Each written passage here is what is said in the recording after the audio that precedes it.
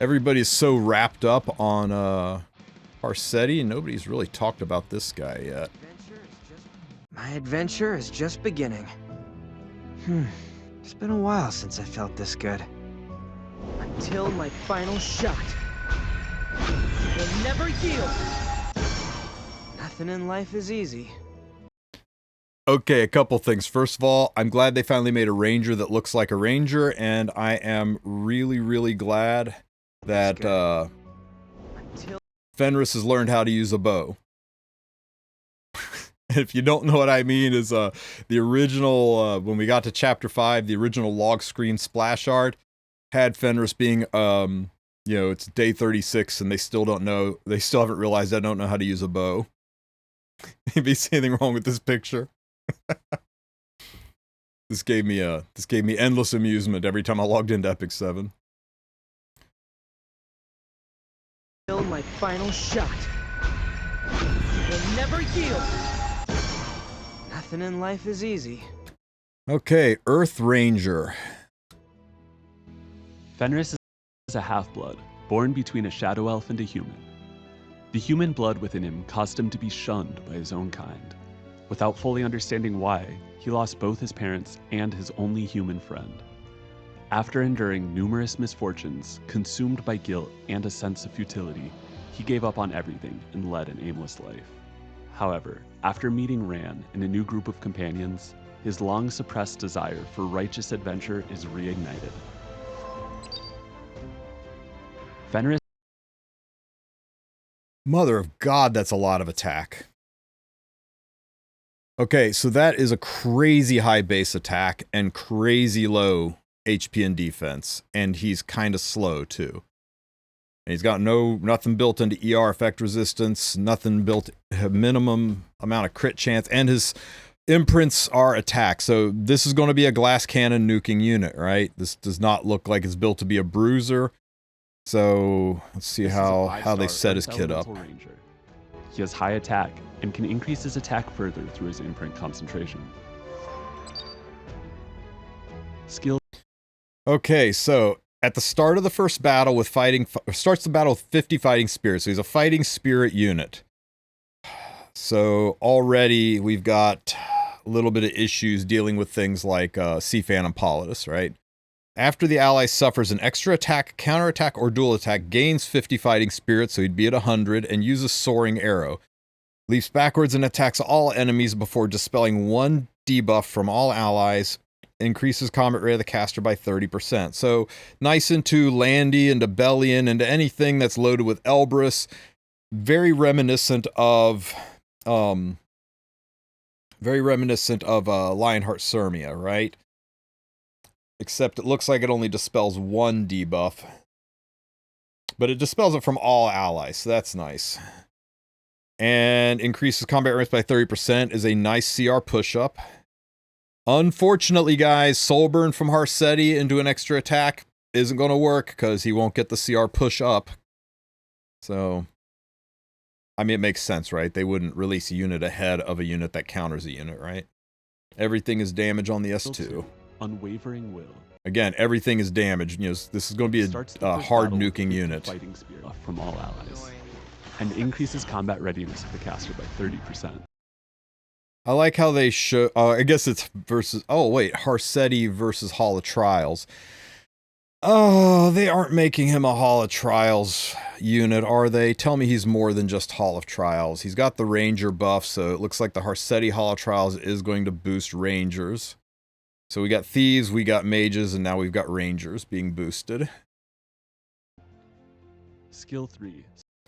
Okay, his Big Bang attack. After granting greater attack for 3 turns. So when he S3s, he just gives himself Gab, which is crazy. On to 1300 plus attack, Gab is going to be monstrously high. This unit with that kind of a base attack is going to be easily in the upper 4s, maybe even 5,000 attack range already. God forbid you get this guy to 5,000 attack. Greater attack buff brings him up to 8,500 attack. It's going to hit really heckin' hard. When the caster's max health is, I'm sorry, when the enemy's max health is greater than the caster's max health, damage increases proportional to the difference up to a maximum of 70%. So you're going to take damage times 1.7. Holy crap, that's a lot of extra damage. An HP differential, you know, just about it doesn't say PvP only. I think we might possibly have our new Banshee 13 one-shot unit here. We'll have to check into that and see. But this looks like it'll hit like a truck, especially into defense break, because the nice thing is that it doesn't mention anything about penetration. So this is going to stack with defense penetration. I think he could, we'll have to see the numbers and the mods, but we might have a Banshee one-shot unit on our hands here. We might find a lot of really good PvE usages for him. And everything's damage. Wow. And he just works. There's no RNG. There's no, you got to stick something. There's no chance for it to proc. Yeah, I think this guy's going to be a god tier in PvE. And this damage, too, since it's not penetration related, you don't have to worry about Ilanov. And the damage he's going to do is ferocious. Especially, he could be a tank buster in PvP. Because you know, that low ass health he has, the enemy's health going to be higher than his. Strike of Fate. Consume 75 spirit, granting increased attack greater to the caster for 3 turns, before attacking the enemy with resolute arrows. When the enemy's max health is greater than the caster's max health, damage dealt increases proportional to the difference, up to a maximum of 70%. Skill 1, Magic. Okay, skill 1. Attacks the enemy with a magic arrow, increases speed for 1 turn, so that'll give him some cycle abilities. And when it's the caster's turn, engage 25% fighting spirit, increases damage dealt. This seems like a win more mechanic. I mean, it'll be nice. It'll let him do some serious damage with his S1, and speed will let you cycle his skill faster so that you could theoretically get back to the S3 again quickly. But I'm almost kind of wondering if you even bother putting Mullet into this one outside of use in Rift. I think we might or Rifts, outside of use in Hall of Trials. I think maybe we Grace of Grotham for Hall of Trials, and then just go back to only maxing the S2 and S3 skill for use in PvP, but we'll have to see. Again, it all depends on the mods from his S1. Soulburn increases damage dealt. That implies mediocre damage, insane damage. Whenever I see Soulburn on S1, I think of units like Fire Ravi. I think of units like Lionheart Sirmia, where the S1 kind of hits like a squeaky toy, but if you burn it, it drops tons of damage. Magic arrow. But they definitely want you to build him on a speed set, right? They want this guy to be a speed DPS unit because everything seems to be about cycling him fast enough so you can drop that S3 nuke again. Built-in CR pushes, built-in speed imprints. They want you to run this guy fast and strong. Glass cannon nuker. Attacks the enemy with a magic arrow and increases speed for 1 turn. When it's the caster's turn, gains 25 fighting spirit. When 10 soul is consumed, increases damage dealt. Fenris. Increase the attack of all allies by 10%. After attacking, increases combat readiness of all allies by 15%. All allies would include him too. Okay? It's not Fenris's allies, it's your allies, which is everybody on the team including Fenris. That's how that translates. So he would get that 15% too. Can only be activated once every 3 turns, and the artifact's effect can only be applied to 1 hero in the team. What that means is you can't put this artifact on 2 different units. Right? It's like a symbol of unity. It only works on 1 unit. The other unit, whoever goes second in the CR round with that artifact, is not going to have any effect from it. So, 10% increased attack to all allies is huge, and it's got a CR push in it. I think this is probably going to be his best in slot for Hall of Trials, possibly. And then I still think for PvE, you're probably going to wind up running him on Daydream Joker. And for PvP, you're going to run him on Guiding Light, because he's going to be so glass, anybody that targets him will just kill him before he does his trick. So you'll need to have him stealth. Either him on Guiding Light or somebody else on Spatiotemporal Fan to hide him. This is a neat kit, guys. It's not Harsetti, it's not Luna, it's not Genua. It's not going to unbalance the game or break things, but it's a solid kit, and I think it's got usability in and out of PvP. New players, unless you're swimming in resources, I'd skip this. He's not limited. He's going to come back around again. And Hoochie is in the lobby. And whenever you see this little rat in the lobby, it means a limited is coming. Could be a collab, could be Summer Flan, could be something brand spanking new. And limiteds are always more value to use your resources on. Whereas this unit doesn't look like he is going to do anything that other units don't already do, except potentially get you a high score in Hall of Trials, potentially make some PvE easier. He's a, I don't know if Hoochie's a rat or a goblin or if he's some weird result of a carnal relation between a squirrel and a rabbit, but whatever Hoochie is, he's the harbinger of limiteds. Show me. This is everything, right? This is his attack buff, he's got full focus, and he's dropping it into one of the tankiest units in the game.